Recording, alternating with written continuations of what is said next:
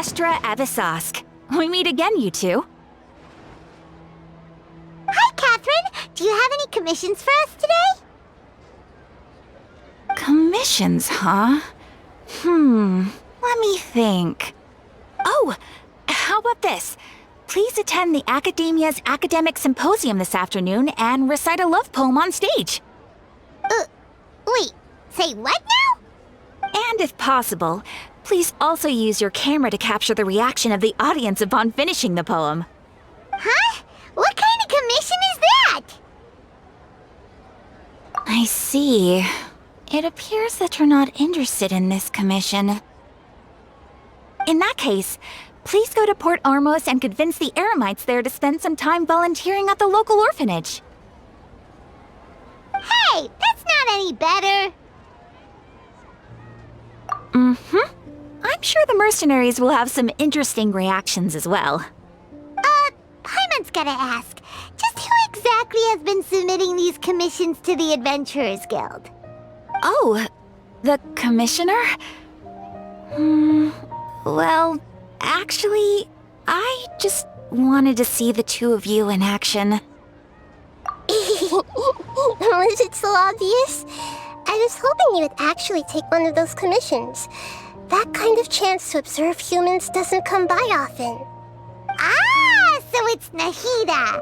Paimon just knew Catherine wouldn't crack those kinds of jokes. When did you get into her head? From when she said, "Ad Astra Abyssosque." So it's been you this whole time? Are you done resting up, Nahida? Yes. I've been sleeping ever since we parted ways, and I even had a really long dream. It was another dream about the Sub-Zero's festival, except it was a happy one.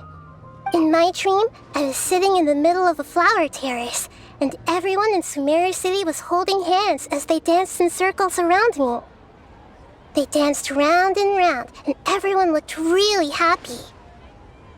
I also got to sit on a gigantic flower carriage. Ferris, the Knight of Flowers, raised me really high above the ground, and I was throwing an endless amount of Yalda candies at the children. You know, Nahida, maybe your dream is how the Sub-Zero's festival really should be. It's meant to be a joyous time where everyone gets together to celebrate your birthday. Huh? Wasn't I describing a really happy dream? Why are you both looking at me like that? Wait, could this be an example of the emotion known as pity? No, we aren't pitying you. That would only make everything worse. We just don't want you to feel too sad. By the way, have you had a chance to visit Dunyarzad? How's she doing? The Homianis haven't allowed any visitors after the festival, so we haven't been able to check on her. Yes, I paid her a visit right after I woke up. She was resting at the time. Her condition is stabilized. However, since Elazar is a manifestation of the withering on the human body, we can only cure it by finding a way to take care of Irminsol's own withering. But for the moment, our top focus should still be figuring out what the sages are up to and what they're planning. Right. Who knows what'll happen if they manage to pull off another scheme like the Samsara of the Sub-Zero's festival? So our first priority should be investigating and putting a stop to the sages' activities. As for how we should pull that off, let's discuss it somewhere else.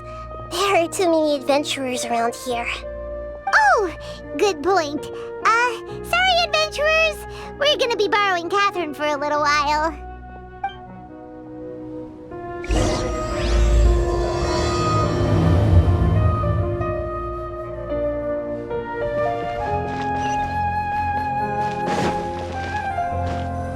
Let's continue our chat here.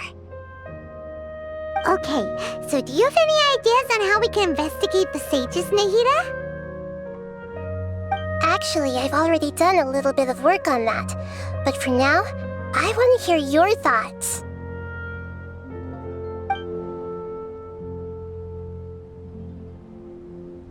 I've already already tried that, but all the key members of the Academia, even the core of 30 guards, intentionally avoid wearing their Akasha terminals. It seems that from the very beginning, they've been guarding against info leaks from the Akasha. Of course, it could also be because they're wary of me. Have you already caught the sage's attention? I'm guessing not yet, but distrusting me would make perfect sense if they've ever paid attention to the urban legends about me. In any case, I probably can't take over their minds directly. No way, that's too risky. You mean it'd be too easy to get caught? No, it's not that. We shouldn't involve innocent students in this. A single mistake could completely ruin their lives. Doing that would be ignoring the safety of my people for my own selfish goals. How is that any different from what the sages are doing? That's a good point. Spoken like the god of Sumeru.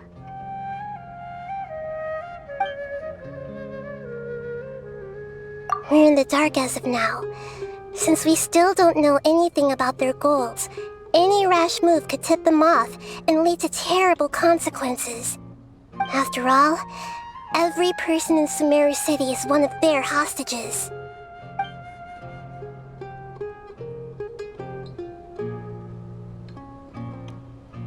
Are we really out of ideas? Nahida, you're super smart, so you already have something in mind, right? Don't keep us in suspense. Spill the beans already. According to a popular theory from the Vahumana Darshan of the Academia, rejecting impractical motions at the beginning of a planning session will give more weight to the actual proposal. Okay, but aren't you the god of wisdom?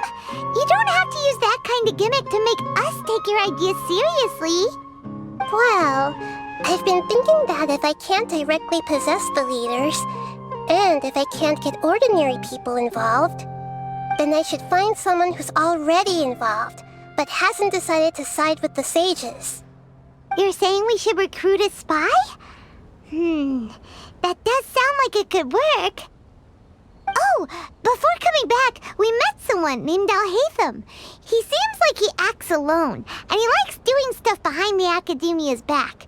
They probably aren't in cahoots. Actually, I already have someone in mind. Do you still remember that female scholar named Sataria? Sataria. Paimon remembers now. Isn't she the one who's always trailing behind the Grand Sage of the Academia? We ran into her basically every time the Sub-Zero's festival repeated itself. You could even say we're old enemies by now. Paimon still remembers the smug and mean way she always spoke to Nilu. I've always liked observing all kinds of people, and Sataria has always stood out from the crowd. She was born in the desert and was hailed as their greatest genius. Her academic gifts allowed her special admission into the Academia, and also gave her the opportunity to serve as the sage's assistant. Oh, Paimon didn't know she was from the desert. She must be pretty special then. Paimon feels like most of the desert dwellers around the city are working as mercenaries. The name Sataria means star. When she lived in the desert, she shone like the brightest star in the night sky. Later on, she was chosen by the sun. The star was given a place in the daytime sky to complement the sun's dazzling light. Soon after, the star witnessed the sun scorching the earth, which brought forth many disasters. The star began to waver. Instead of staying beside such a sun, wouldn't it be better to return and light up part of the night sky? But in the end, she couldn't give up the radiance of daytime. To cope with her shame, the star buried her guilt and closed her eyes. From the sound of it, Sataria's just hung up on the research opportunities here. But she doesn't really support the Academia. She still feels guilty about not doing more for the desert, right? She's just running away from her problems. Indeed. When they are presented with complex moral issues, many people will simply plug their ears and go with the flow until the problem can't be fixed anymore. She's suppressing a lot of guilt, but before she realized it, she had already become the sage's accomplice. She can't deny her part in their schemes anymore. Right.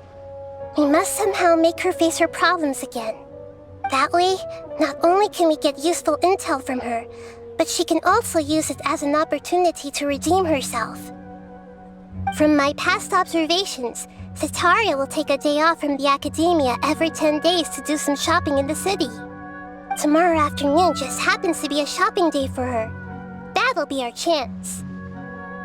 To prepare, let's go check out some of her favorite spots, and have a quick chat with a few of the vendors there.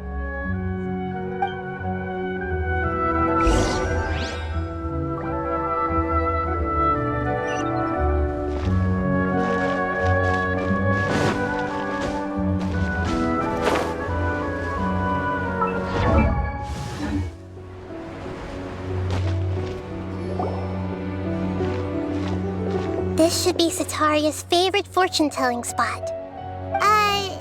So should we ask the fortune teller about Setaria?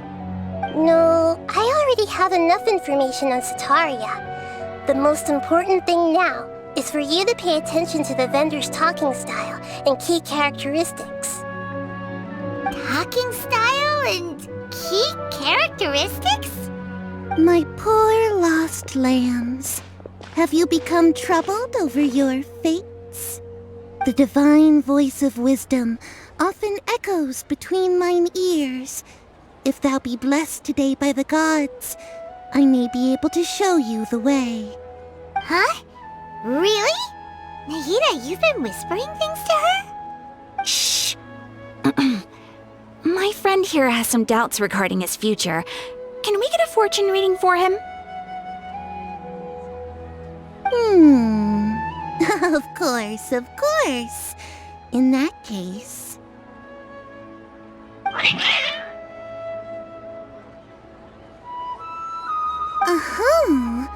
It would seem that Harut and Marut are quite wary of you.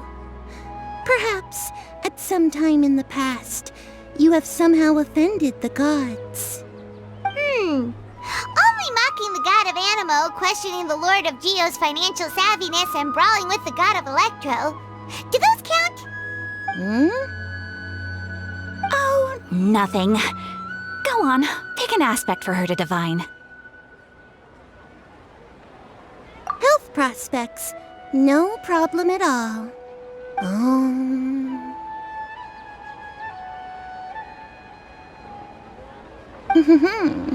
The gods have spoken.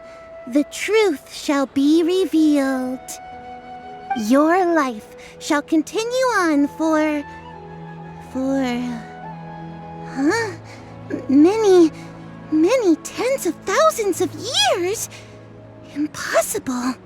Harut, Marut, did you two spoil my divination? I've never read a fortune so absurd.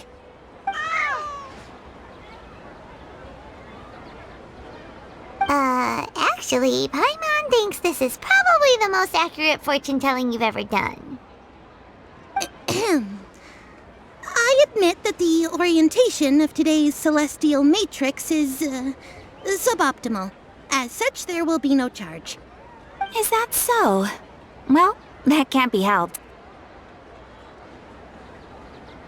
If you were to bring some food offerings for Harut and Marut on your next visit, perhaps they could help you reverse the wheels of fate.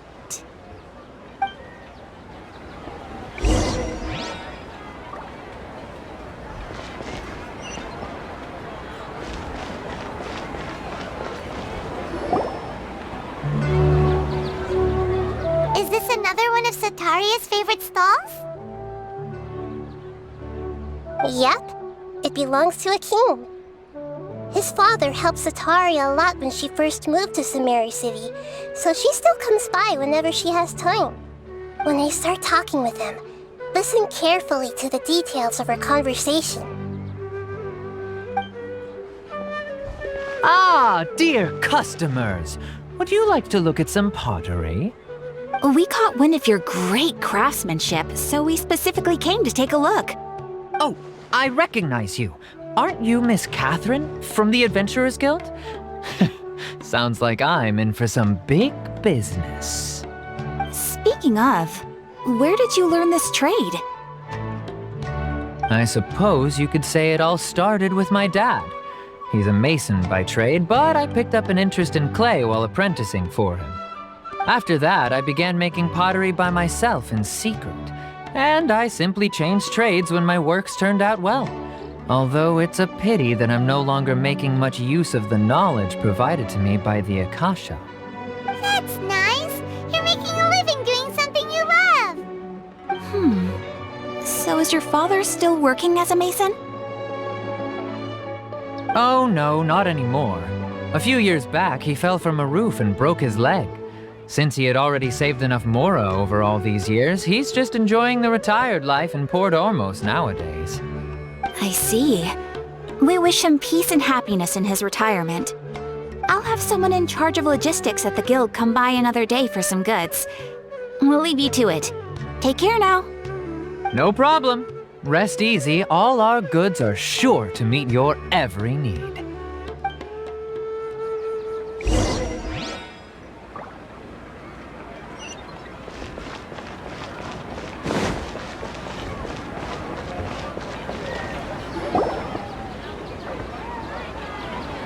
This should be our final stop. Sitaria's always thinking of this restaurant when she's working at the academia, so she always comes by whenever she's out in the city. Nahida, you've really thought of everything. It's my duty to protect Samaria's citizens, after all. Hi there. I feel like I've seen you down by the docks before. Huh? Sorry, I don't quite remember. If I recall, you were having a discussion with someone about shipbuilding at the time. Ah, that's right! I've always been really interested in feats of marine engineering. After all, I grew up in Liyue Harbor and spent my entire childhood staring at the ships going in and out of the port. I came to Sumeru to study, but failed to make it into the academia due to my lack of talent. But I'm still discussing all kinds of problems with different scholars, and I'm continuing to study and perform research from the restaurant's basement. I'm sure I'll get into the academia after their next round of exams. What an admirable spirit for learning! Amazing! Sure, but you'll find hardworking people wherever you go. So this restaurant has a basement as well? Huh. First I've heard of it. That's right. It's not usually open to patrons. Most of the time, employees use it for breaks or to hold private events. I see. Yes, that makes sense. Well, good luck with your studies, Miss Chishan. Thank you so much. As long as I can make it into the academia as an official student, I'll be happy.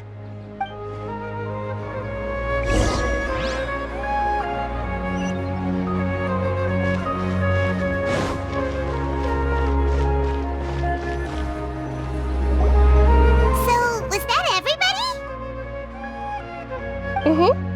3 familiar faces should be enough for Sitaria.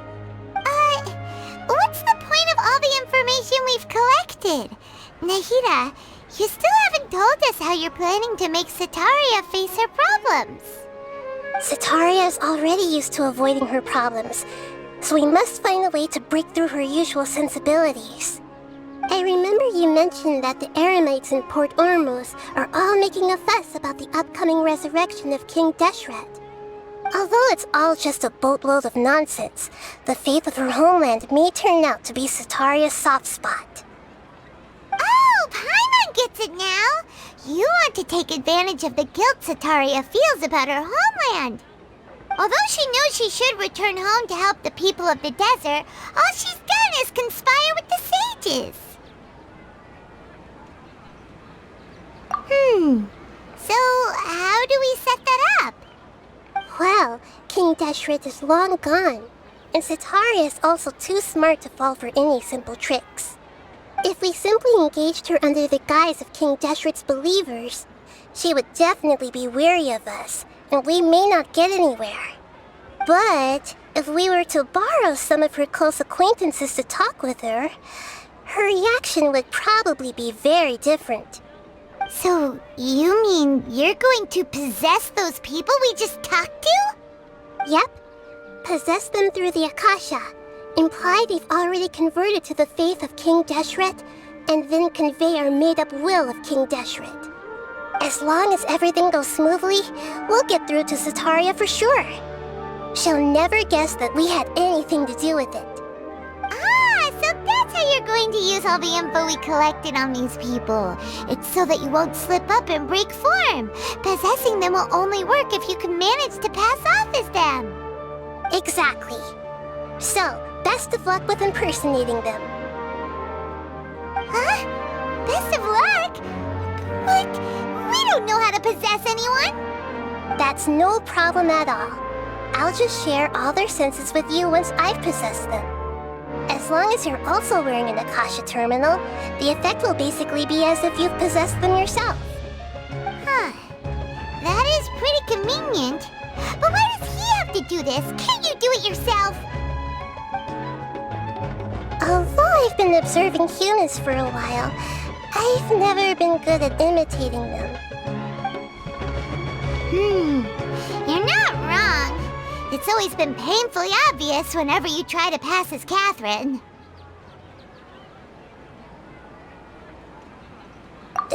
If it was at all possible, I would have preferred to leave these people alone. But seeing how things are now, I probably should just accept it and push on. Yeah, don't beat yourself up over it. We're only doing this to help everyone, and we'll only be borrowing them for a little while anyway. Alright, then let's give it a go tomorrow afternoon.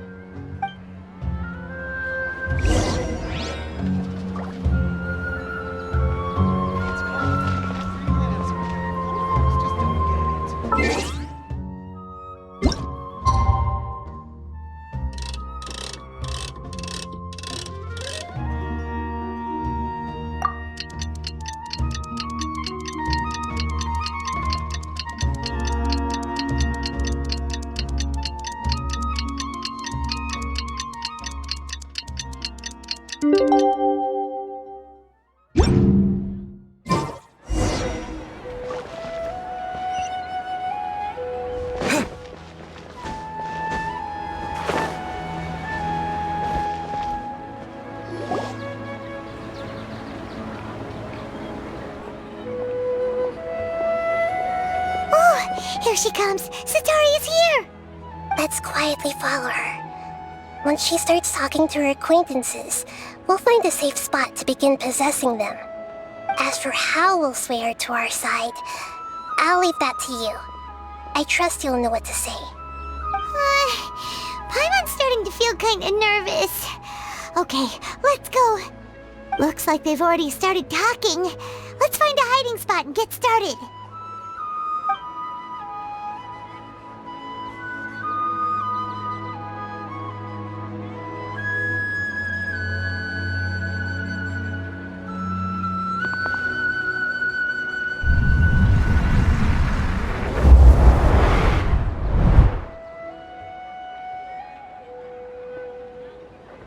That's right. You really can't force anything when it comes to love. And besides, everyone around me has a very different background and outlook. Are you still listening to me, Nabia? Oh, of course I'm listening. You were talking about troubles with your love life, right? I heard everything you said. Okay then. You just seemed a little distracted for a moment there.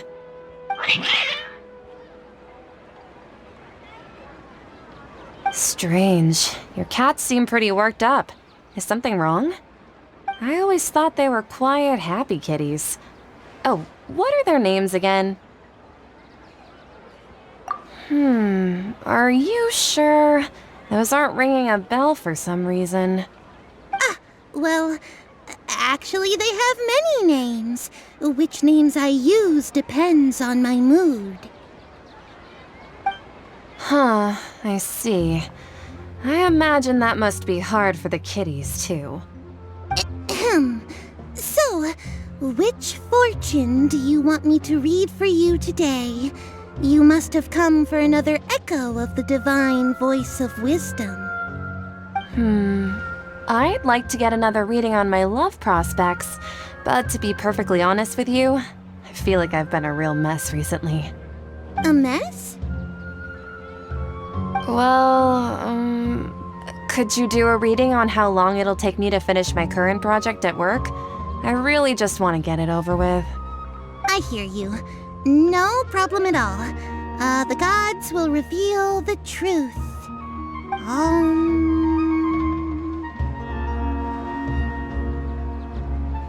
The gods are asking, Setaria, why haven't you gone home?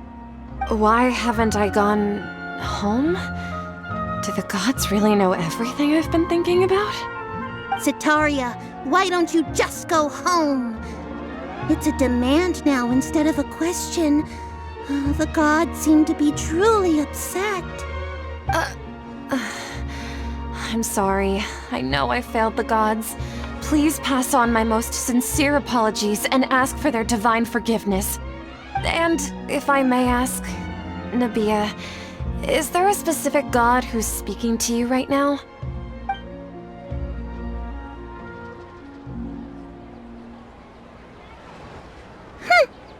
What an inconsiderate and naive question. The god who is speaking to me is, of course, the wisest and mightiest of all, King Deshret. King Deshret? No wonder he would make such a demand of me. Wait a second. King Deshret passed away a long time ago. Even though news of King Deshret's resurrection has been spreading like wildfire, it's all just a misinformation campaign from the academia. How can King Deshret still exist in real life? What insolence! I am King Deshret's most loyal believer. Do you wish to refute his voice of wisdom? Oh, no. As a child of the desert, I am only reveling in his power upon learning that his divine glory has touched even this city. I will think very carefully about his demand of me. I'm sorry, I must go now. Wait!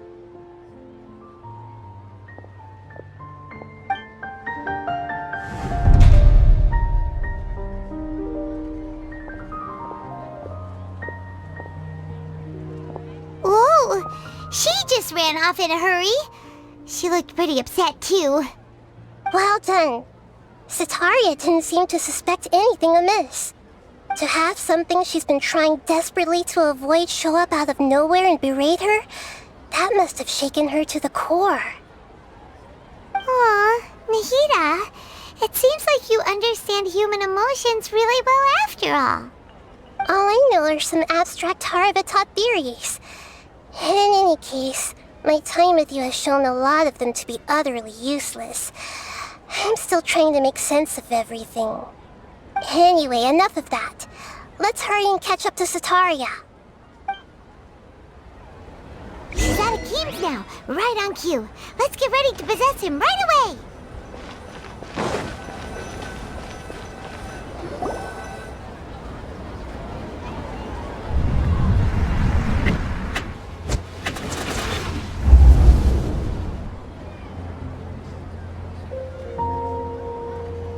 It's okay. I just got caught up in something. Oh, actually, didn't you ask me to help you look for work? What kind of work were you looking for again? Gardening? But don't you hate everything to do with plants? I still remember getting mad at you for secretly throwing away the bonsai that I gave you as a present. You see, a friend told me that the secret to self-improvement is to work on things you're not so good at. Fair enough. I didn't think that was something you would consider. Speaking of, how's he doing? Is he feeling any better?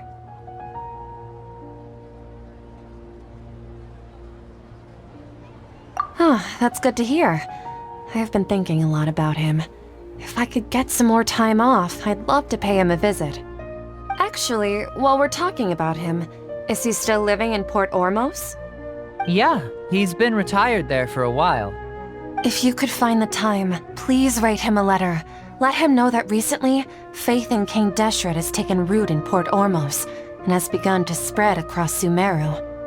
He has a quick temper and has always been a devout follower of the Dendro Archon. I don't want him to get into a fight with those King Deshret believers because of a difference in beliefs. Oh? So, who are you siding with in all of this? The Academia or King Deshret? I'm so jealous of you. You were born a child of the desert, yet you chose to betray King Deshret, and now you spend all your time with those crooks from the Academia. Akeem, you don't mean you've also become a believer of King Deshret? What's so strange about becoming a believer of the wise King Deshret? In fact, aren't you the strange one? The one who still can't pick a side? Can't pick a side? Me? Whoa! Paimon had no idea you'd be so good at this! You really zeroed in on the issue and put it right in front of her. It might feel a bit overwhelming for Setaria. But once everything is over, I'll be sure to pay her a visit to her mind and explain everything. Anyway, let's keep going.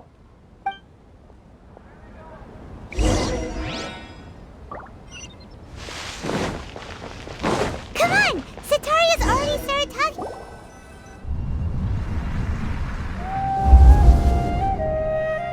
So, Shishan, have you noticed anything weird in the city lately?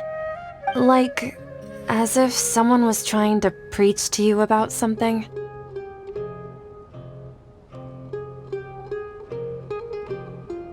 Wait, did you just say attic?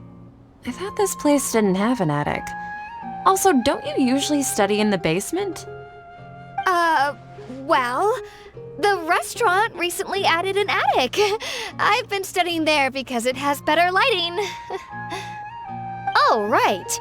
Speaking of strange things, I celebrated the Sub-Zerus festival so many times that I lost count. That was really weird. Wait, how could you be aware of that?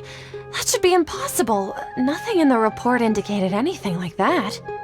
Are you still failing to realize that the Academia's lowly tricks could never deceive all of Sumeru's citizens? Shishan, don't tell me that you've converted to King Deshret as well. What an absurd question. You make it sound like I should be ashamed for becoming a believer of King Deshret. In reality, shouldn't you be the one who is ashamed? You, who works side by side with the Academia and treated people as nothing more than experimental subjects? Please, please stop! Even now, Setaria's still trying to run from her problems. She can no longer justify everything to herself. Hey, she's trying to talk to the guards! What should we do? This is the most important part of all. Quick, get ready. Mercenary, you're a member of the Corps of 30, correct? Please help me pass a message to the Matcha right away. The situation in the city is getting out of control. Please, try to remain calm, miss. Tell me what's happening in the city. Heretics are infiltrating the city, and they've already converted many residents to their side. Heretics? What kind of heresy are you talking about? King Deshret! Many people I know have suddenly started believing in him, but he's long dead. It's impossible. Miss Setaria, nothing is impossible. You know my name? King Deshret is immortal, and all who defy him will one day pay the price. You must face the truth, Setaria.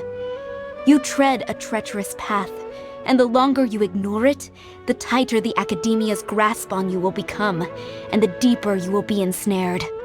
Child of King Deshret, never forget that the desert that belongs to you lies elsewhere. What's so strange about becoming a believer of the wise King Deshret? In fact, aren't you the strange one? The one who still can't pick a side? What an absurd question. You make it sound like I should be ashamed for becoming a believer of King Deshret. Sitaria, why haven't you gone home?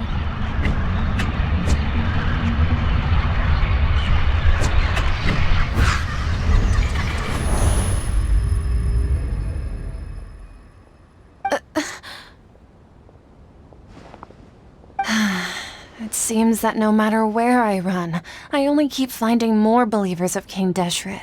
I have to say, this is a familiar feeling. I've also been running from my guilt this whole time. Guilt over my part in the Sage's plans, and from ignoring the letters from the children of my homeland. But no matter how much I may try to ignore or get rid of it, my guilt always comes back. You won't necessarily lose your research opportunities by facing the truth. Besides, did you really want to conduct your research while carrying such heavy feelings of guilt? How do you know me so well? Are you truly just a believer of King Deshret? Or are you the god himself? That's not important. The important thing is to pass judgment on the academia and its sages, and to correct their mistakes. If you could provide some assistance in this matter, perhaps it could serve as a form of atonement. I've actually never believed in the gods, but I've always believed in serendipity. Your appearance must be a fated opportunity for me to get out of this wretched situation. Please tell me, what can I do for you?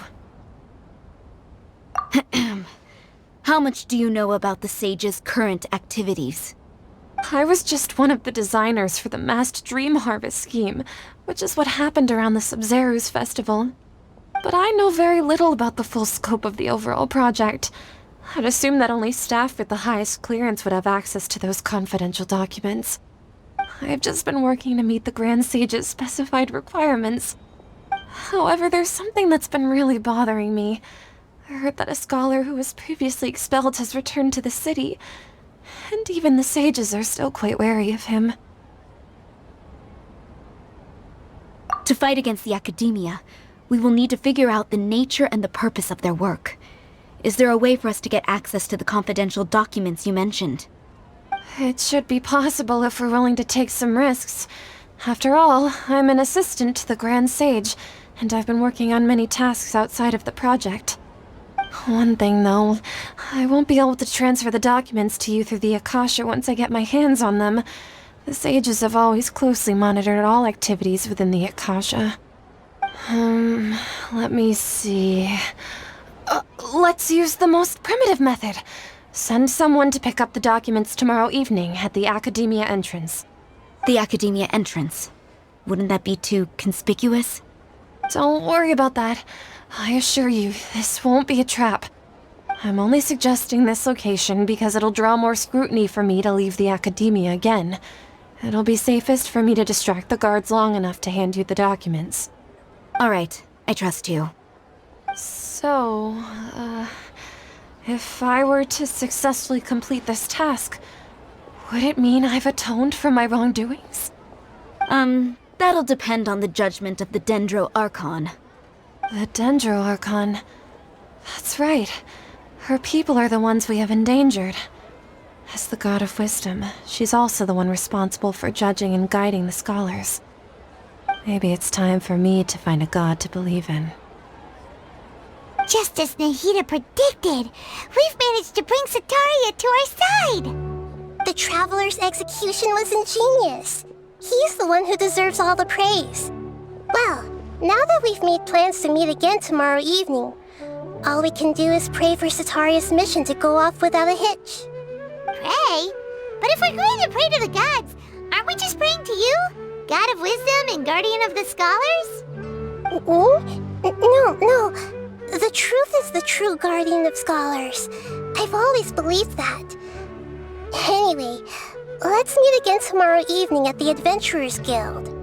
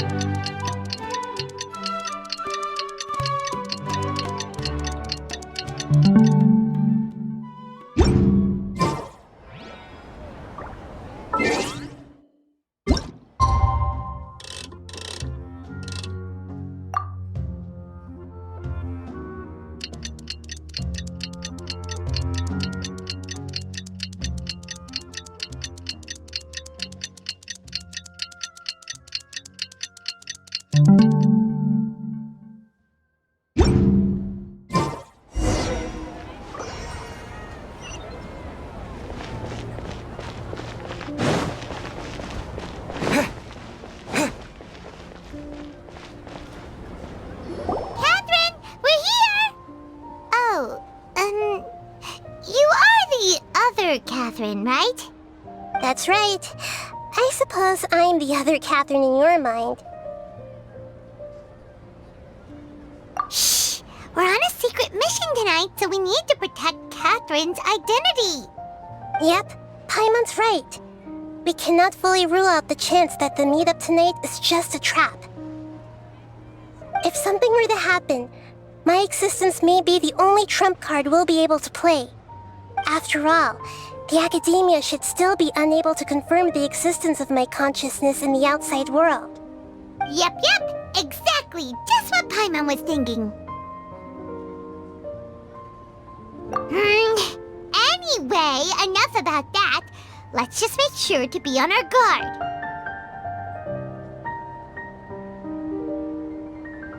Off? What do you feel is off? It's the middle of the night. Of course it's quiet. You're not getting paranoid, are you? No, I think he's right. It really is a lot quieter than usual. If you look around, there seems to be fewer people on the streets. I'm not sure if this is the case for the entire city, though. Huh. Maybe it's just a coincidence.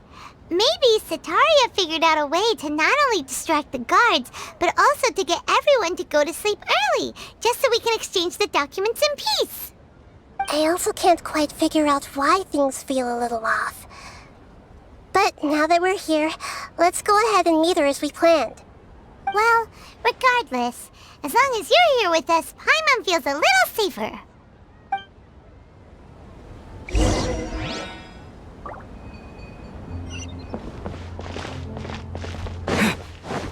Huh. There really aren't many people out right now. Let's hope it'll be this quiet in front of the academia, and that Sataria managed to distract all the guards.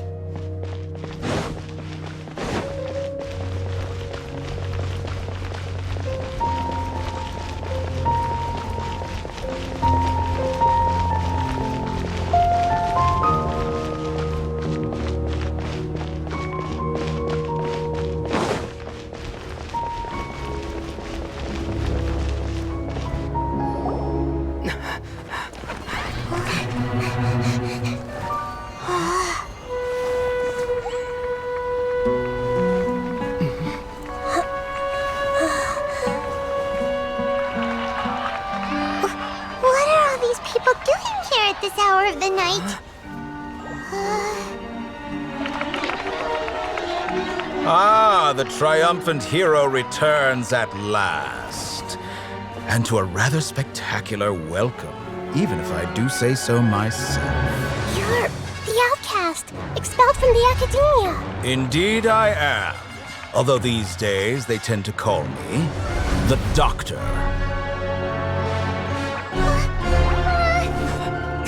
If you're looking for your researcher friend, she has already been taken into confinement. With some basic caution, she could have discovered the listening device on her person. Clearly, she lacks the degree of rigor expected of a true scholar.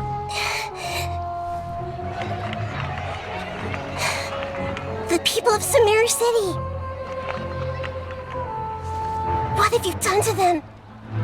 I simply made some minor adjustments to their Akasha terminals. Now they can deposit information directly into the subconscious. As you can see, all these lovely people now believe this traveler is a hero who has just saved the world. My experiment is a success. And now it seems they can no longer hold back their sheer adoration. Oh no! What should we do? These are all just regular people! Leave now. You need to get out of here. What? That guy's a Fatui Harbinger! We can't just leave you here! Nor can I abandon the people of Sumeru!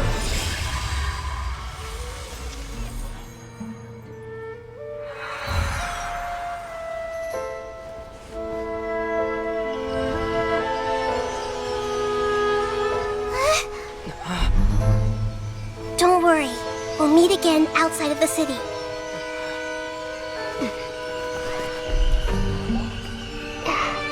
I see. You appear to have overridden their mental faculties with your own consciousness. To possess such a powerful mind, you must be the God of Wisdom.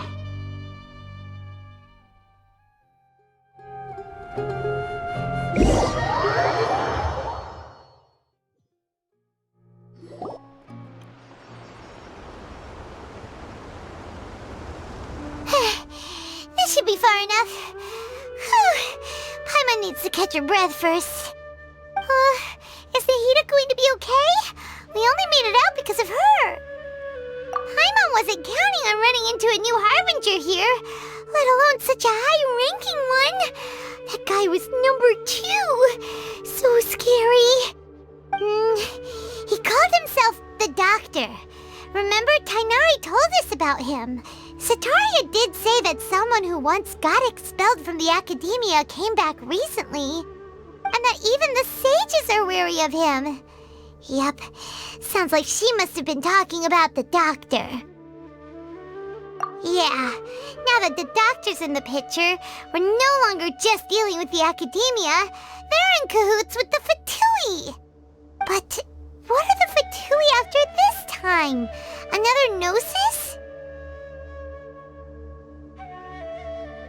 Yeah, things would be a lot easier with Nahida's help.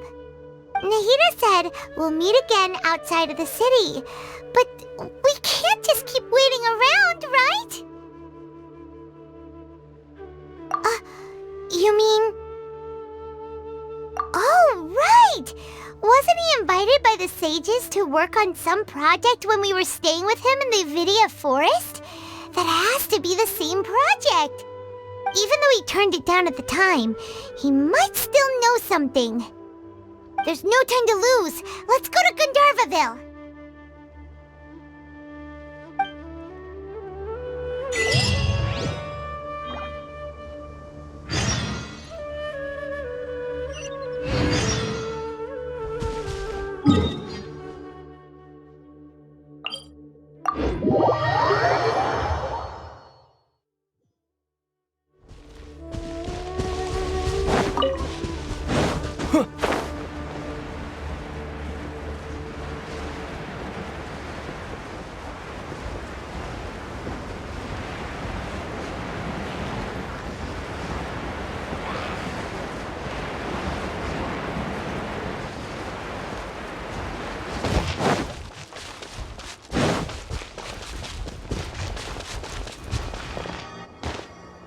Hold it right there!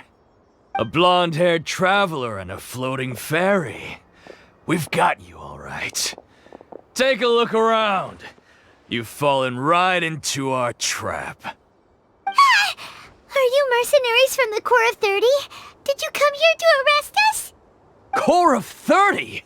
We're nothing like those government lapdogs who don't even get scraps for their work. We are an elite brigade that commands the highest commission rate in all of Sumeru. We're here on the orders of a client known only as the Outcast. The Outcast? An outcast from the academia? But why wouldn't the Doctor just send the Fatui after us?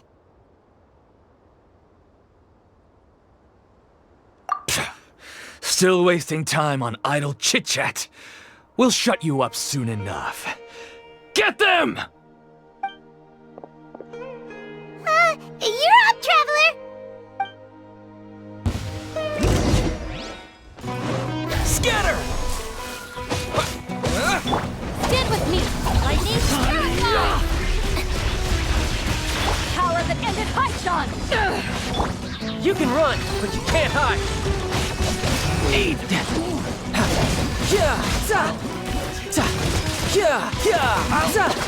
That's close enough. New punches. Spring forth! Propagate! Our bond is strong! Riptide! No time to lose.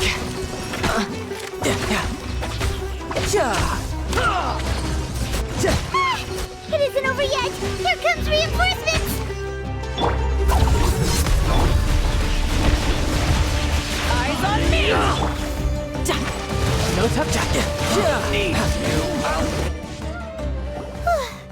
That was pretty rough. Is that what elite mercenaries are like? Yeah, looks like we'll have to keep our guards up.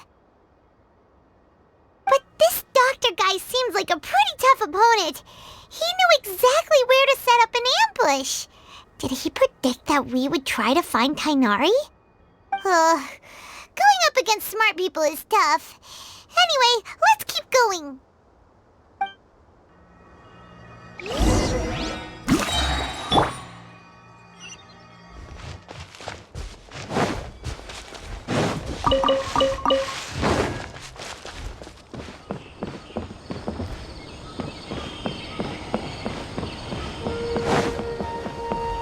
The rainforest is the best place to live.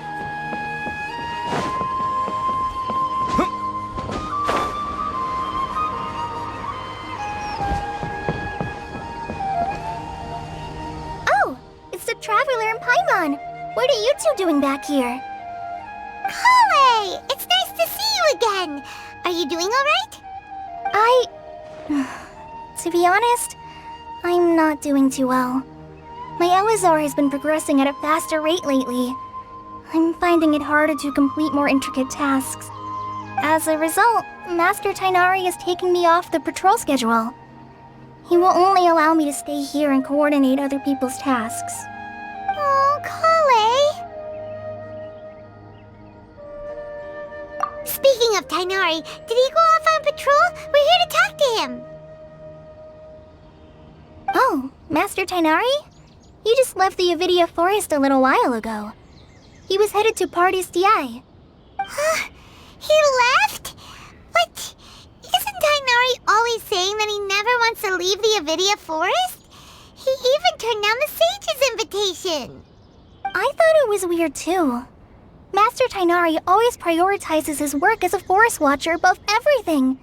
He almost never leaves his post. He left in a hurry this time, though. No, I only found out that he left through a message he left behind. He also made sure to delegate all his tasks using a schedule. To leave in such a hurry? I guess he had something urgent to take care of. Master Tighnari originally studied in the Amorta Darshan of the Academia, and Partis DI is something like the Amorta's research base. Many rare shrubs and grasses have been planted there for research. I know that before he became a forest watcher, Master Tighnari once spent a long time conducting research at Partis DI. A research base, huh? Gotta wonder what kind of research Tighnari just decided to work on all of a sudden. Oh, we don't have a lot of time, so let's go look for him at Partis DI. Don't worry, I'm fine. I'm used to living with Elazar by now. If you run into Master Tighnari, please send him my regards. Got it. Will do. See you later, Kale.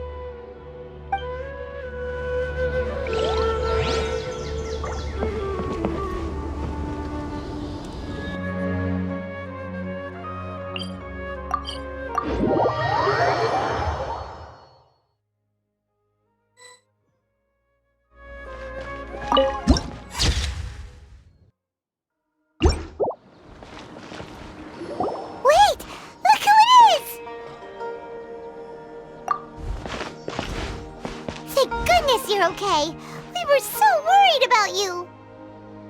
Hey, this was supposed to be a touching reunion, but you're ruining the moment. Actually, it's very smart of the Traveler to be wary of me right now. After all, the Doctor has shown that his technology can apparently even control human minds. Plus, it's not like you could have known what happened after we split up and I was facing the Doctor by myself. Even a pool of stagnant water after a torrential storm can occasionally pass as a patch of sky. Paimon feels like only the real Nahida could come up with such an obscure analogy. Huh? But I wasn't trying to win your trust or anything. All I wanted was to clarify my point. Well, we understand that point now. Please, Nahida, tell us more about what happened. Are those poor people all right? When you left, I was still in the middle of restoring everyone's minds.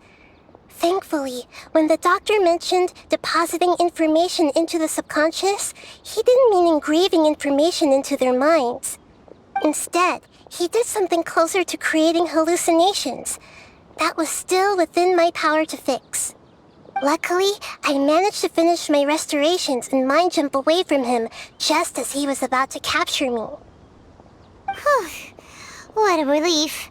The doctor sure pulled out some hidden cards, but good thing we had Nahida with us. I wouldn't be relieved just yet. I gave away my true identity when I restored everyone's minds, which means we've lost another one of our trump cards.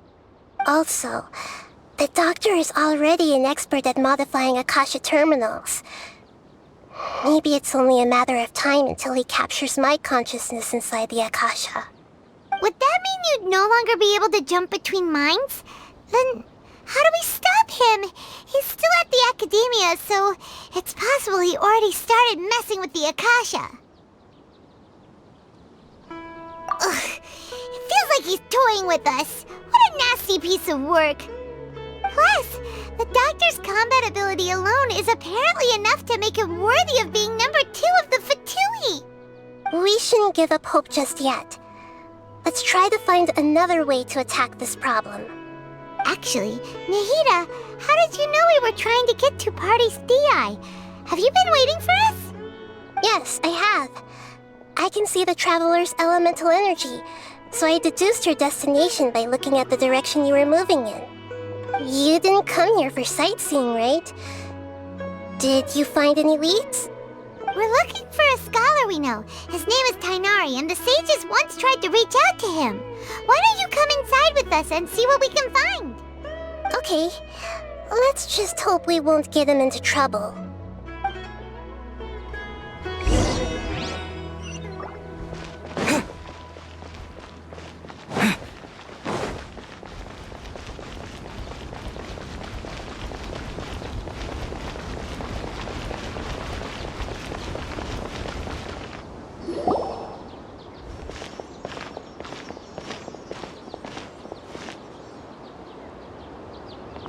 Traveler?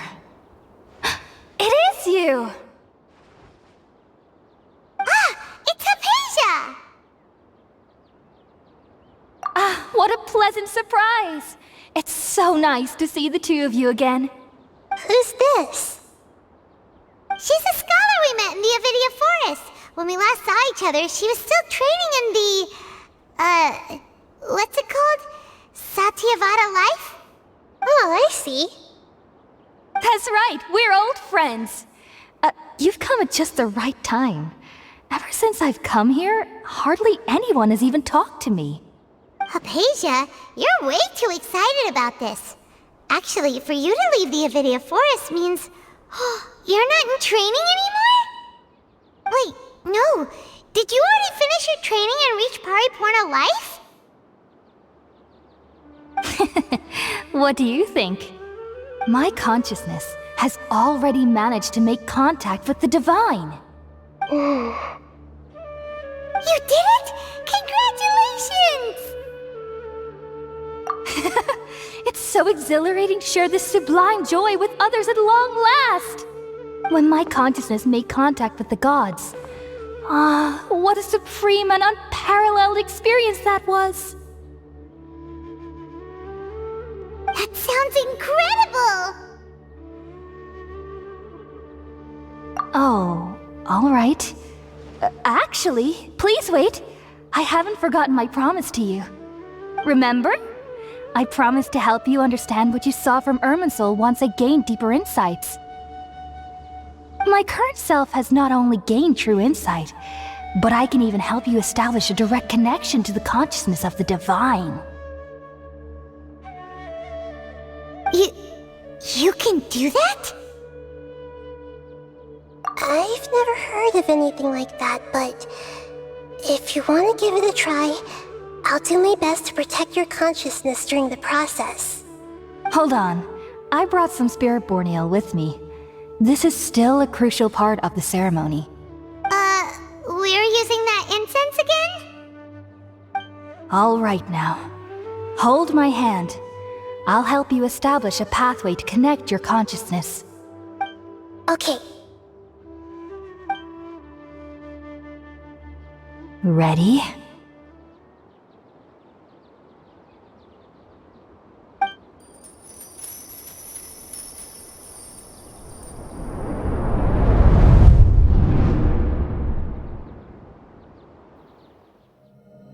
It took 3 betrayals for me to finally understand. The world is just an elaborate tapestry of lies. My fury will never be quelled. The first to betray me was a god. My creator. My mother.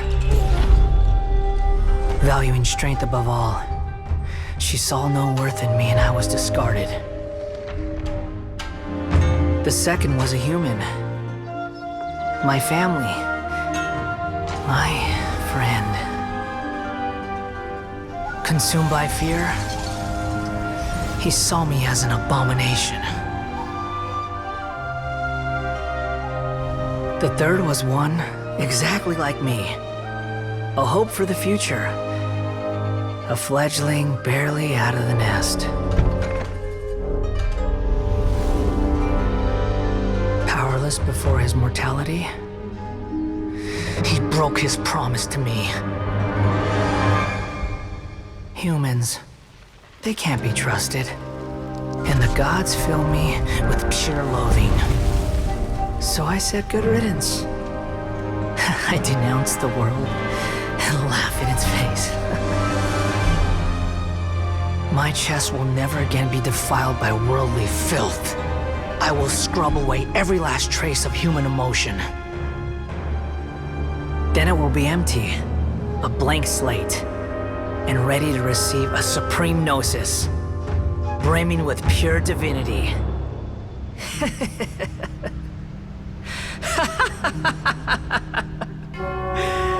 There is no need to fear. The pain will be brief. Your era is coming to an end.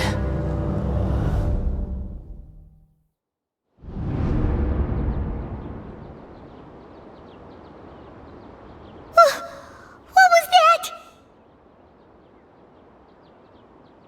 Did we actually just see the Balladier's memories? Everything matches what we know about him. But how is he connected to the divine consciousness that Hypatia was talking about? You saw it, right? You felt it, right? Such a majestic god! Such a noble will! Such sublime emotion! Alas, shame. If only that which beats within my chest wasn't a filthy mortal heart. Oh, great and merciful God, please grant me forgiveness and salvation. Do you understand now? I'm afraid this is no Purna life, but rather... Ah! You! Why are you so mean to me? Why is everyone hiding from me? I found divine wisdom. Shouldn't I receive praise and honor? Haven't I uncovered that light in the darkness?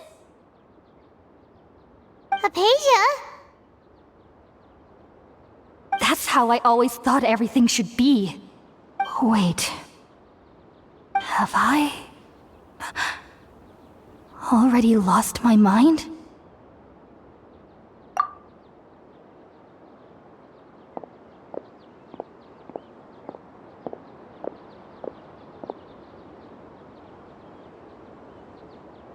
Wait, something isn't right!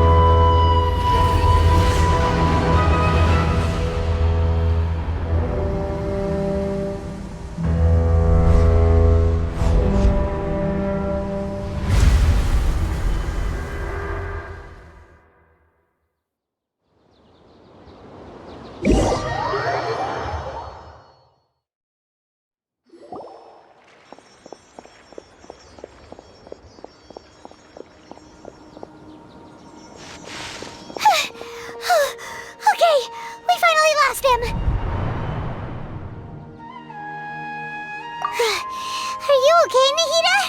Wait, no. Something feels different. You're back!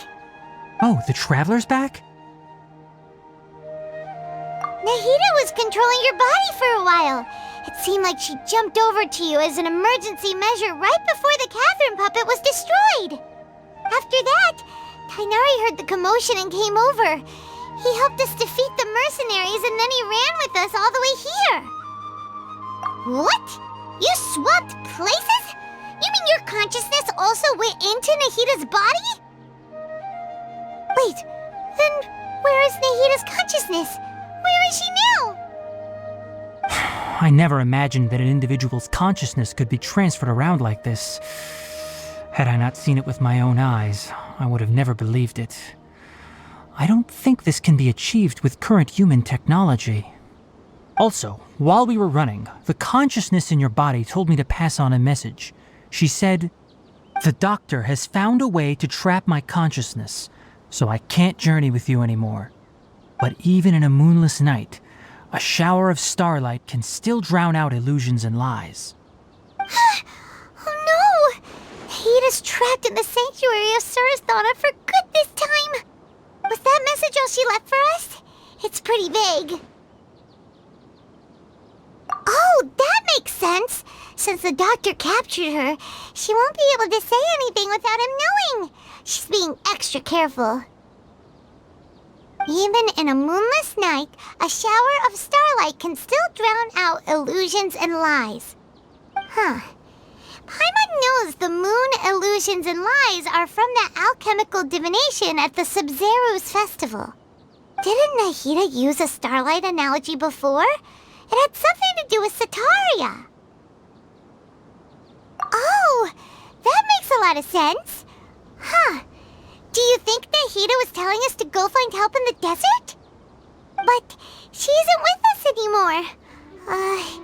Think we'll be okay? Paimon, you said Sanctuary of Surasthana.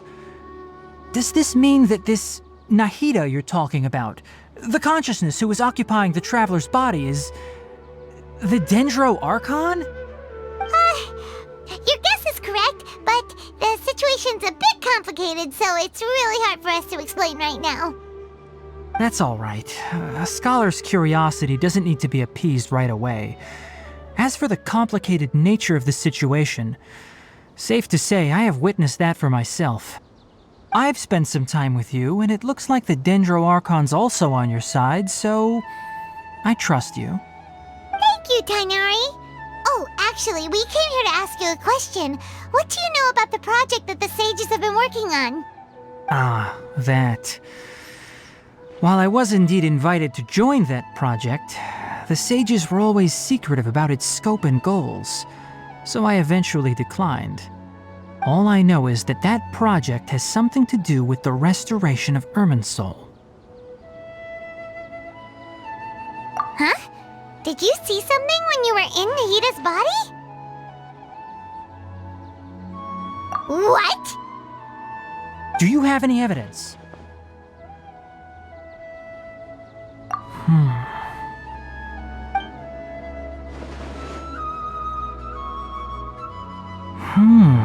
So that's what happened.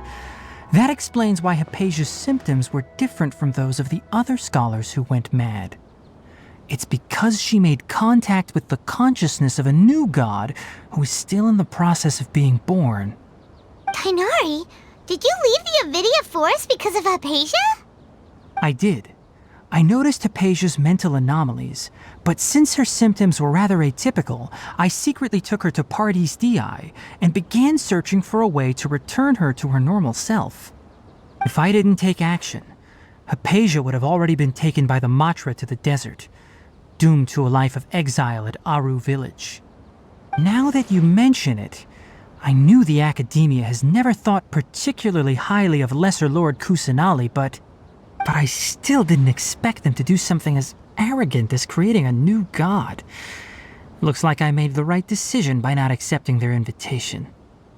The Doctor and the Balladeer. We have 2 Fatui Harbingers in Sumeru. Sounds like we're in for a bad time.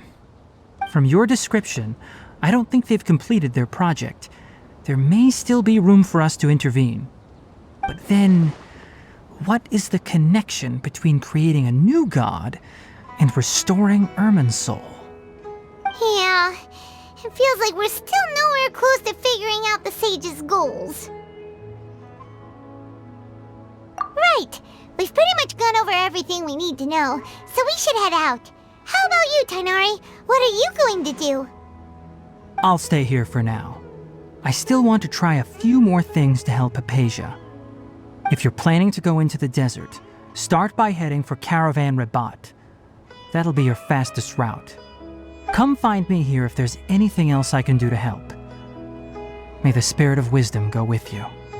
Thanks, Tighnari. Hopefully Hypatia will feel better soon. We're off then.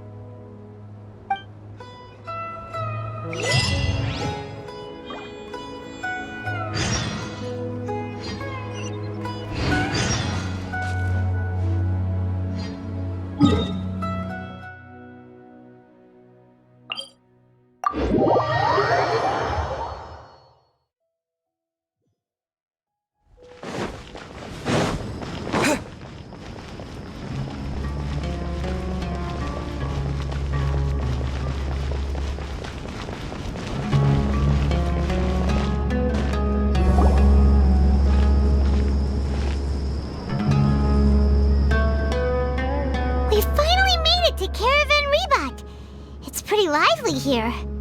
So, just past this wall is the desert, huh?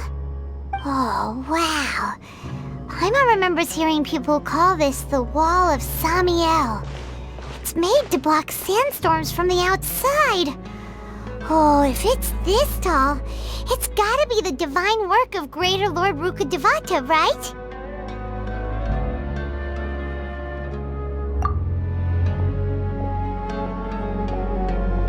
Enough gawking. Come on, follow me. Huh? Over here.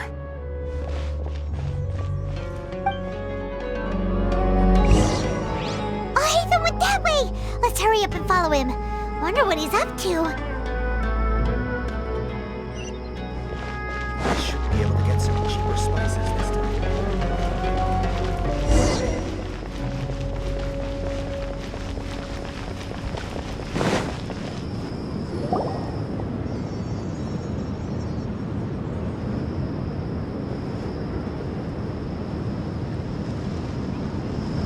What the... Where did he go? How did we lose him? They were just here a second ago. More Eremite mercenaries? Who are they working for this time? Anyway, Traveler, it seems like we were being followed again. You were too careless. You should have noticed those hopeless amateurs trailing you a long time ago.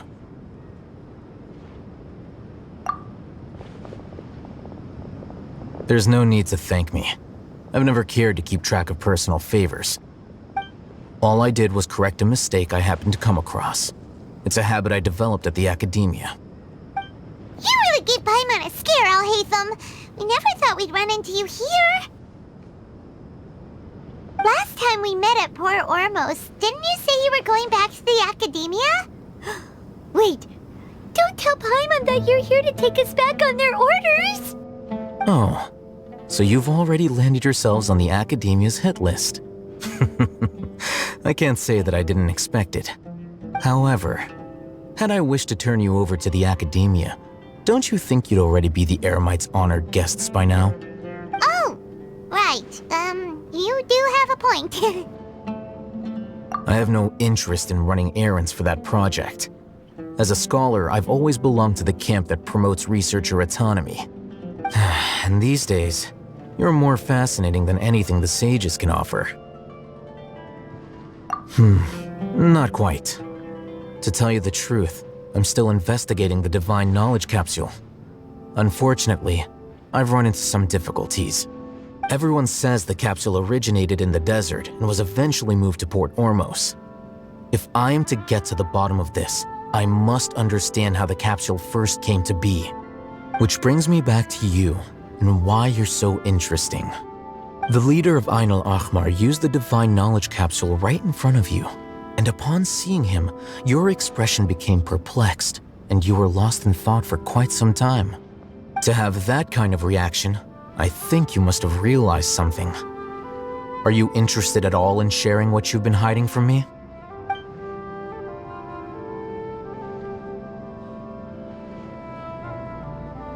Al-Haytham, you really have a ridiculous eye for detail. What kind of person even notices or remembers stuff like that? So that's your answer. Well, I do work for the academia after all. So considering that, it is indeed wise to keep your cards close to your chest. But that does prove you do have some undisclosed information about the Divine Knowledge Capsule. Am I right? No matter. Rather than simply learning the answers from you, I'd still prefer to investigate on my own. Speaking of, you two are also headed to the desert? That's right! We have the same plan as you! But we don't really have any concrete goals at the moment. Then I'd suggest starting with Aru Village. It's the largest settlement in the desert, so it'll probably have more resources and intel than anywhere else. Well, would you like to head there together? It's always better to travel with someone you know. Let's go!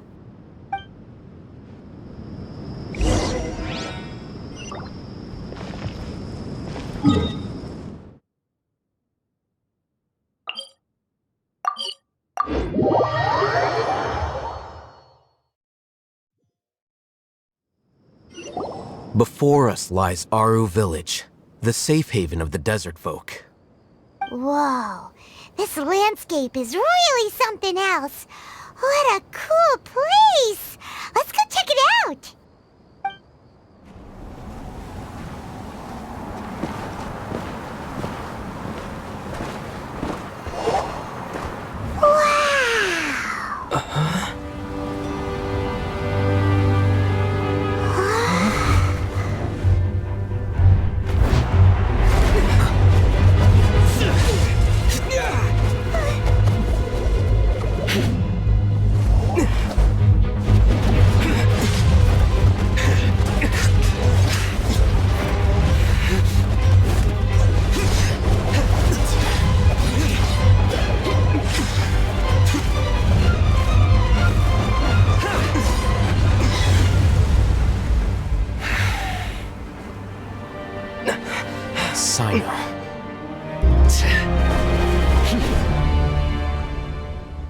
Unless my memory fails me, we have barely spoken 2 words to each other before now at the academia.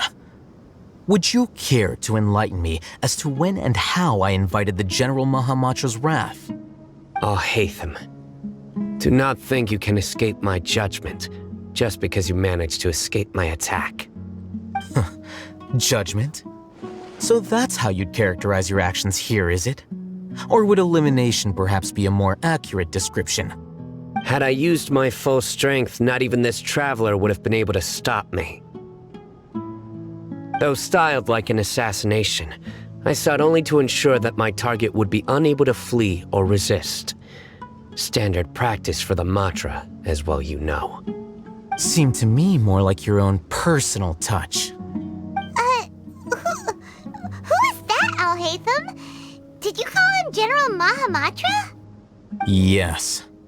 General Mahamatra Sino, head of all the Matra at the Academia. He's a formidable hunter, and the ultimate nightmare for any who have committed academic crimes. You seem to have placed a lot of trust in Al-Haytham, to the point of blocking an attack for him. If I were you, I'd never choose to side with him. I wouldn't believe a single word that comes out of his mouth. I have been pursuing this scribe for a long time. I urge you, stand back and do not seek to defend him any longer. Otherwise, there will be consequences. Has Al-Haytham done something wrong? Paimon doesn't think he's as bad as you've made him out to be. I won't waste my breath explaining things. Al-Haytham, I saw it during our fight. Take it out. The divine knowledge capsule you're hiding on your person.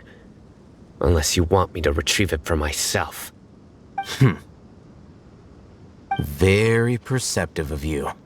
Nothing escapes Amatra's senses. Wait! The Divine Knowledge Capsule? Didn't it fall into the Matra's hands in Port Ormos? No wonder you speak with such confidence, Sino. But I must admit, I'm very curious. What does this capsule mean to you? And why, as General Mahamatra of the Academia, are you all alone in the desert? As far as I'm aware, the other Matra have been speculating about your disappearance.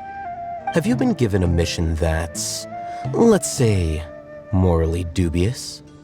If I was the real target of your mission, what was stopping you from simply using your authority and resources to judge me within the walls of the Academia?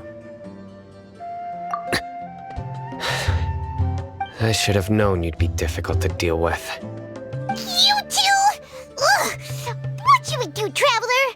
Paimon feels like we can't trust either of them! Ahem. Well, look at you two, acting all tough and self-righteous over there. Wait, Dia?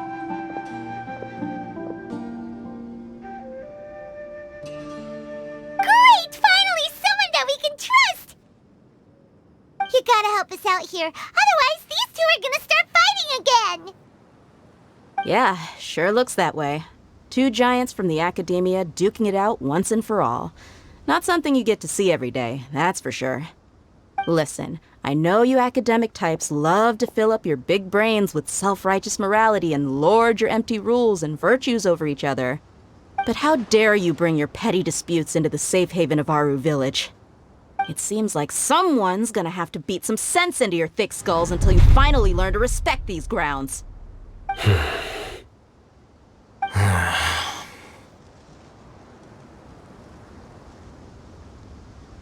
Hey, did either of you hear a word I just said?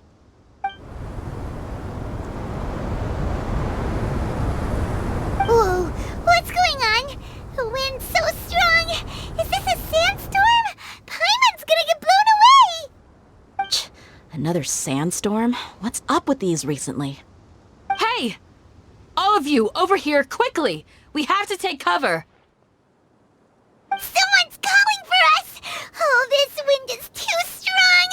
Let's get over there! That sounded like Candace. Come on, you two. Jeez, are all of you Academia folks such hard work? Move it! All right, stop yelling.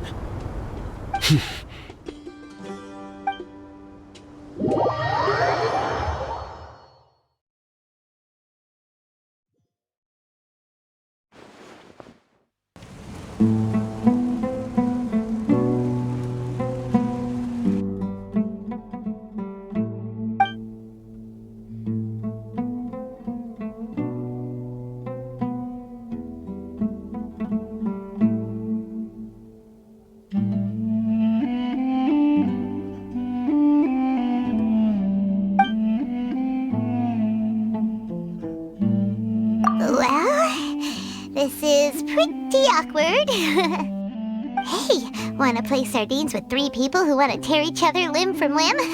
Sure, why not? Sounds fun. The air is so thick and heavy. Paimon can hardly keep floating anymore.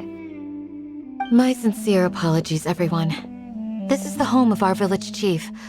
I will have to ask you to make do with this small room until the sandstorm dies down. Please, let me introduce myself. I am Candace, protector of Aru Village. Our savior has come at last! Nice to meet you, Candace. The name's Paimon. Thank you so much for helping us. There's no need to thank me. It's only right to help each other when the weather gets rough. Wow, she's so gentle and caring, like a nice older sister. Unlike those guys over there. All right, now that we're all better acquainted, we should return to the topic at hand. As a guardian charged with the responsibility to protect my fellow villagers from harm, I was observing your conflict from afar, even before the sandstorm started. And now that you have set foot within our village itself, it is all the more my responsibility to make absolutely sure that you pose no threat whatsoever to us. So please, have an honest and sincere conversation with one another, and put your hostile feelings to rest. If anyone dares to start anything again while they are under this roof, I will not hesitate to send them out for some quality time with the creatures of the sandstorm. Oh! On second thought, Paimon may have misjudged Candace's character. And that goes for you too, Miss Dia. Do I make myself clear? All right, we got it, Candace. That's what I like to hear. So, which of you will begin? I was supposed to be a mediator, but I might have gotten a little too involved just now. Anyway, one of those two should probably start talking. Wait, that was you trying to be a mediator? I have nothing to hide, so there's no shame in explaining myself. While Alhaitham wasn't wrong about the other Matra not knowing my whereabouts, it's not because I've been assigned a morally dubious mission. Rather, I've chosen to exile myself. Huh? Exile yourself? A little while ago, I discovered that there was data missing in the Academia's project planning and development files. What little they did report clearly did not match the project's actual progress. As General Mahamatra, I had the responsibility and authority to request an audit. However, to my surprise, the person responsible for the erroneous data was none other than Grand Sage Azar himself. I tried to investigate the issue myself before submitting a formal audit request, but I soon found that all leads and potential pieces of incriminating evidence were carefully concealed from me. I began to realize that they were cautious of me from the very beginning. Unsurprisingly, the Grand Sage rejected my audit request as soon as the submission reached his desk. He even said to me, "The power of the General Mahamatra is granted by the sages. You have no right to judge us." So they really are up to no good. I realized then that to the Grand Sage, the Matra are nothing more than tools for the sages to assert and maintain their control over knowledge. The vows that we took, the principles that we strive to uphold, they are meaningless to the academia of today. I believed it would be wise to flee the academia before the sages had a chance to take action against me. This way, they can no longer see nor predict my actions. I will never give up on this investigation. There's no need for someone else to give me power or authority. Once I find the truth, I will administer judgment by my own name. Sino seems to have the same goal as us. We're all investigating the sages. Plus, now that he's no longer the General Mahamatra, he somehow feels a lot less scary. Well, Sino, if that's your story, then why did you see Alhaitham as a target? When I was investigating the matter in the academia, I overheard a conversation between Alhaitham and a sage. The sages asked you to investigate a blonde-haired traveler. Do you dispute this, Alhaitham? What? Like many parts of the project, this assignment was undocumented. Now throw in your suspicious behavior with the Divine Knowledge Capsule, and I think we deserve an explanation.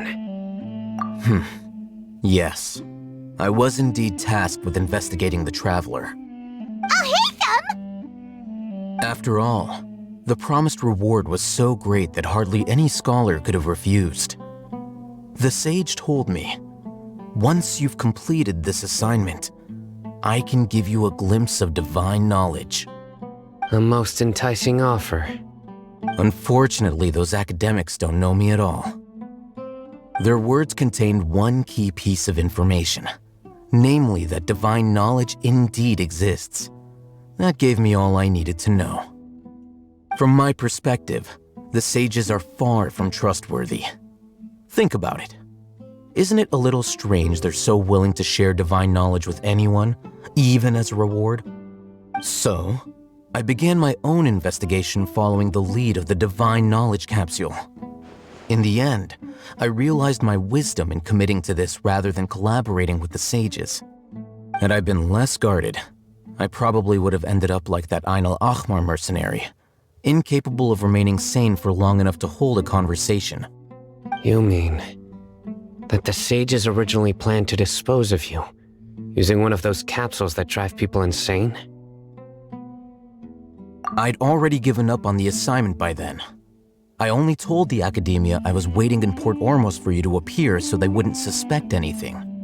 So it came as quite a surprise when I encountered my erstwhile target while investigating the divine knowledge capsule. Criminals do love to talk about coincidences. Even though I ran into the Traveler by chance, I had no intention of providing assistance to the Academia. Also, you should remember, you were the ones who decided to follow me and strike up a conversation after I left that tavern. That's true. Al-Haytham helped us out at Caravan Rebat as well. Maybe he's telling the truth. I'm willing to apologize if that's worth anything to you. I took the divine knowledge capsule behind your back because I judged its existence to be a significant risk. I felt that it would be best for no one to interact with it before it had been properly studied. After all, curiosity often proves to be the most dangerous thing in this land. You should be well aware, Scribe Al-Haytham, that curiosity can also lead you to danger and suspicion. Answer me this. Did the sages share any information about their project with you? Have I not made myself clear? You and I are both distrusted by the Academia. Do you really think they would tell me anything? Fine. Although you haven't completely proven your innocence, I won't regard you as an enemy, for now. As you wish. Good. I'm glad to see you two clearing up your misunderstandings. And now you, Dia. I believe it's your turn. Oh, sorry. Whatever the boys were talking about must have been so boring that I spaced out. My situation is pretty straightforward. My employer, Dunyarzad of the Homayani family, is friends with the Traveler and is currently recovering from her illness at home. I had nothing going on, so I decided to return to Aru village for a visit. I was actually looking forward to a pretty exciting time getting back together with everyone here. But then I saw these two random guys in the middle of a pointless argument. It ticked me off, and things went downhill from there. Is that all? Well, I will admit that definitely sounds like your style. In that case, welcome back, Dia. That's more like it. I missed you all so much, Candace.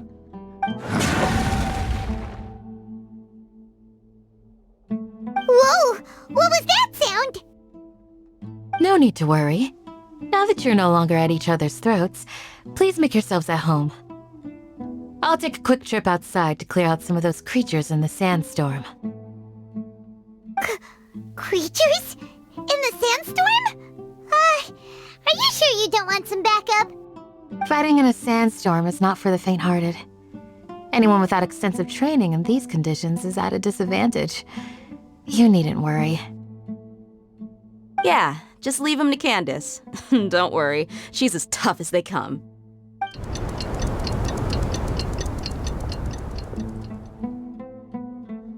The wind's died down. That means the sandstorm's over, right? Candace still isn't back yet, though. Is she alright? Maybe we should go out and check on her. When you put it that way, even I'm starting to feel a little worried. Alright, let's go. We've been here long enough, and the boys are as chatty as the floor.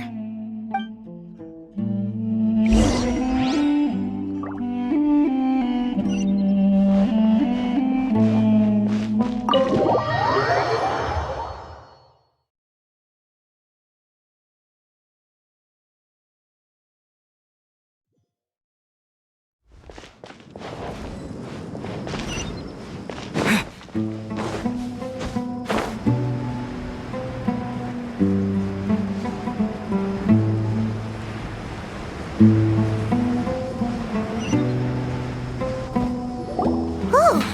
Candace, you're still fighting? You've been out here dealing with these creatures the entire time? Yes. They just keep coming in waves. I've lost count of how many I've defeated. Before I realized it, even the sandstorm had stopped. Ah! Here comes another wave! Leave this round to us. I got interrupted earlier, but now I have something to take my anger out on. It's been quite a while since I've seen the Flame Mane in action. I'll leave these to you then. I'll be sure to put on a good show. Let's go!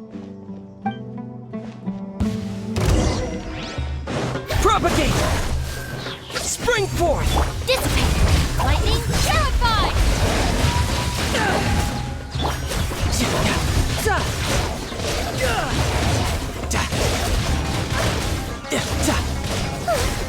Here comes another wave! When are they ever gonna let up?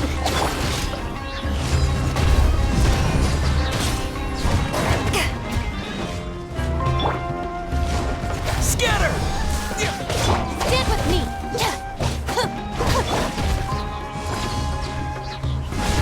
Eyes on me! You can run, but you can't hide! The creatures stopped appearing. Was that the last of them? What we fought just now was probably the aftermath of the sandstorm. So we should be safe for the time being. Well fought, everyone. No injuries, I hope. Huh? Who are you? Ah, my apologies. I haven't had a chance to greet you yet. I had my hands full taking care of the village's elderly and children. I am the chief of Aru Village. Everyone usually calls me Uncle Anpu. Sir, I am also originally from the desert, but I have not been back for some time now. May I ask if such sandstorms are common? I can't say they've always been common, but recently the storms have become increasingly severe and frequent. Besides sandstorms, we also occasionally get earthquakes. According to an investigator who stayed in the village a while ago, these unusual natural phenomena are related to the withering of Irminsul. Another effect of Irminsul's withering. So, Irminsul's withering causes withering zones in the forest, and sandstorms and earthquakes here in the desert? Everything in the natural world is inextricably connected to Irminsul. These regional symptoms can indeed be a reflection of Irminsul's present state. Everyone in Aru Village needs to take good care of themselves. Speaking of which, why haven't I seen a single village keeper since I got here? Village keeper? Who are they? Village guards like Candace? Does your curiosity know no bounds? Village Keeper is how Aru Village refers to mad scholars exiled here by the academia. Most of them are scholars who lost their sanity after a period of training in the Avidia forest. The academia believes that their crazed mutterings may have a negative effect on the psyches of other scholars. So, they're forcibly exiled to the desert. Though if you ask me, it's all a boatload of nonsense. Alas, that's exactly what we've been trying to investigate. One by one, the village keepers have been mysteriously disappearing without a trace. But no one in the village has ever seen them leave. If you're planning to stay around the village for the next few days, I'd appreciate it if you could keep an eye out for them. I've had encounters with those people in the past. I'll see what I can do to help. The Matra are the ones responsible for their exile. Now that you're no longer with them, are you trying to alleviate your guilt and atone for your past sins? I'm fascinated by how you think. Mock me if you will, but if you are guilty, I will eliminate you, regardless of my position or identity. Oh, you're the former General Mahamatra. You must be an expert in these kinds of investigations. Thank you for your help. Is it because you're reminded of Hypatia? Oh, these poor scholars. First they lose their sanity, now this! We need to help get them back home, safe and sound. But, is it really a good idea to tag along with Sino? You seem like you really don't trust him. I'll be grateful for the assistance. No doubt you will do a better job than some of my former subordinates. Let's start by finding a spot to share what we know so far.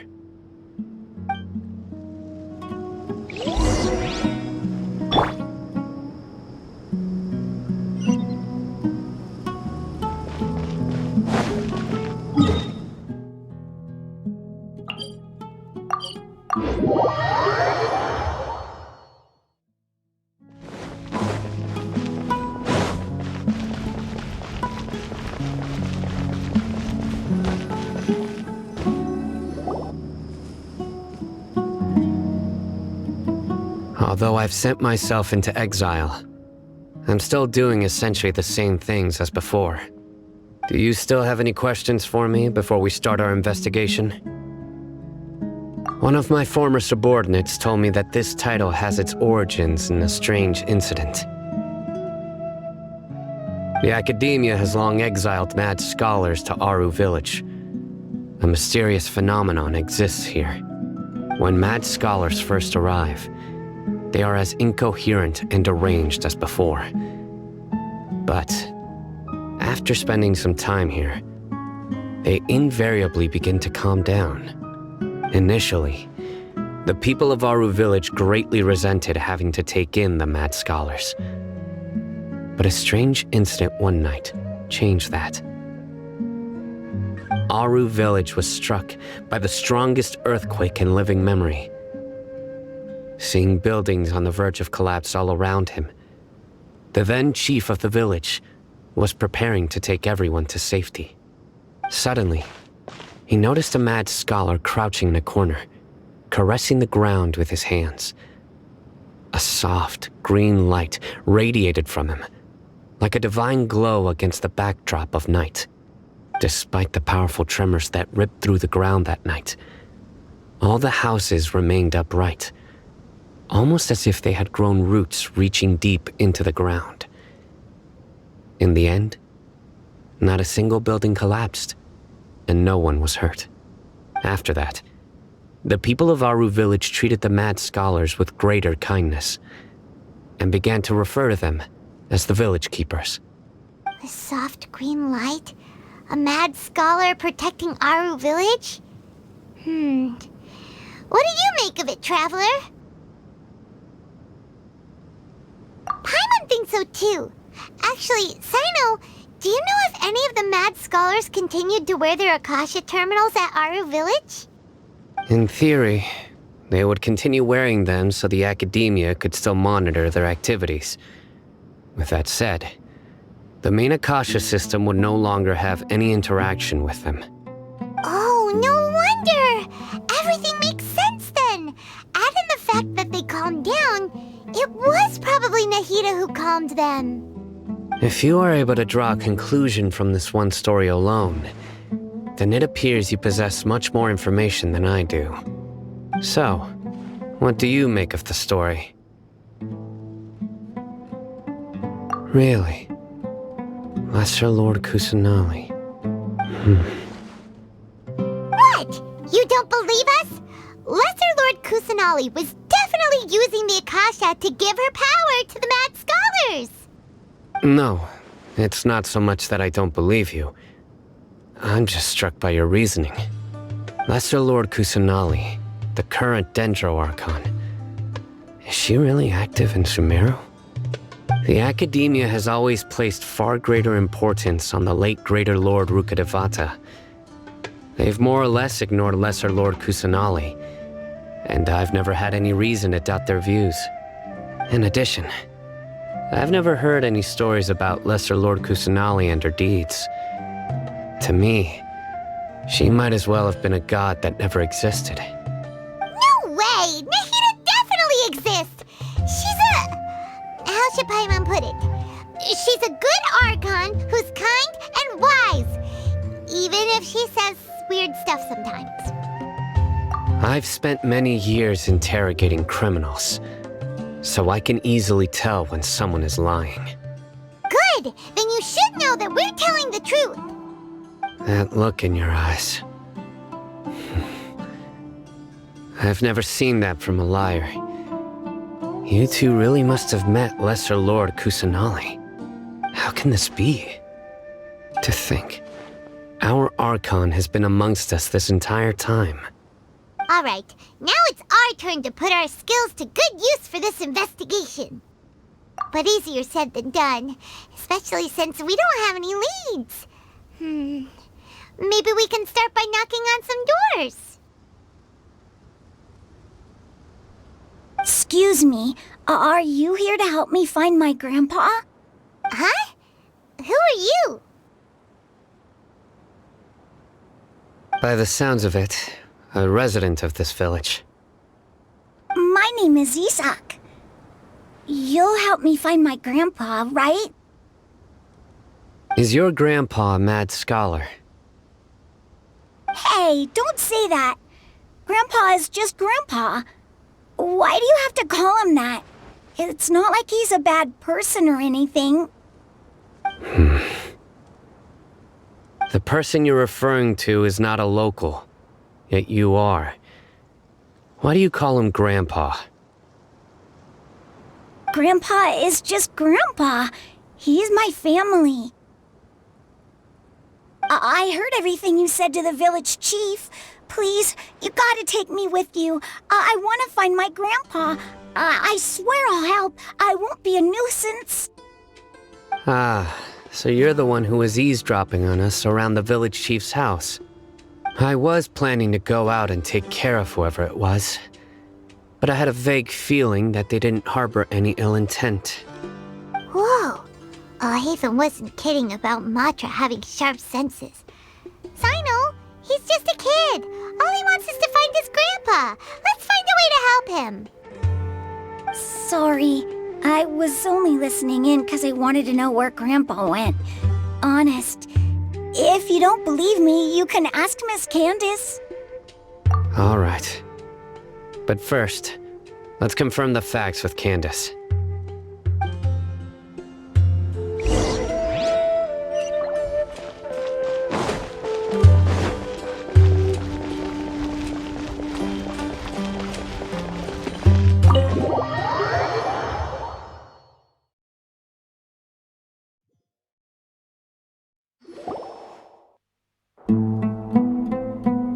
Sino is super vigilant. Is this what all the Matra are like? Ah, you're back already. We just wanted to confirm something with you. Do you know a boy by the name of Isak? I had a feeling he'd go looking for you. Huh? You knew this would happen? Yes. Although he tried his best to stay hidden, I still noticed him eavesdropping outside the window. He really wants to get his grandfather back. Isak's parents were both Eremite mercenaries who rarely returned to the village after finding employment in the city. He was raised by his grandfather. Unfortunately, it was only a few years before his grandpa passed away. Isak was still very young at the time, so various families in the village took turns caring for him so he could survive. Later, an elderly mad scholar arrived at the village. Isak thought the scholar bore a striking resemblance to his grandfather, and thus often spied on the man. However, the scholar was unkempt in appearance and incoherent in speech. Although Isak referred to the man as his grandpa, he was afraid and didn't dare to approach him. One summer night, the oft mumbling and bumbling grandpa suddenly calmed down and seemed to become more lucid. He even noticed Isak hiding in the distance. So Grandpa walked up to Isak and patted him on the head. He even took Isak to the entrance of the village, where he patiently taught the boy the names of the stars, and accompanied Isak until he fell asleep. The next morning, Isak woke up and wanted to go find his grandpa again, only to realize his grandpa no longer recognized him. However, even so, Grandpa retained his calm expression. It's said that those who saw the scholar claimed he no longer appeared to be crazy, but appeared to be living in his own world, almost as if he were sleepwalking. Isak was thrilled that his grandpa was able to find peace and would follow him all the time, asking him things like, "Grandpa, want me to take you somewhere fun?" Or, "Grandpa, could you tell me stories about the stars again?" All this somehow just makes Paimon feel really sad. It seems like they both deserve so much better. Perhaps. Nearly everyone who lives in the desert has some form of hardship or regret. But even so, we must still continue on with our lives. It's also my reason for fighting. I must continue to protect this land.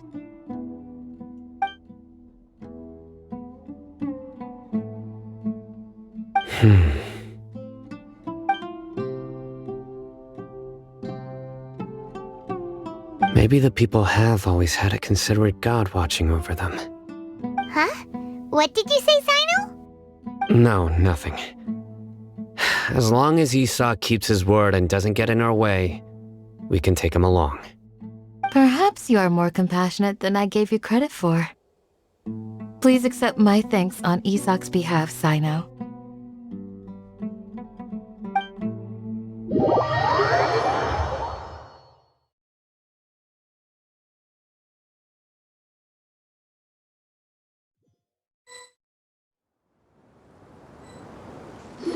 Hey, Isak!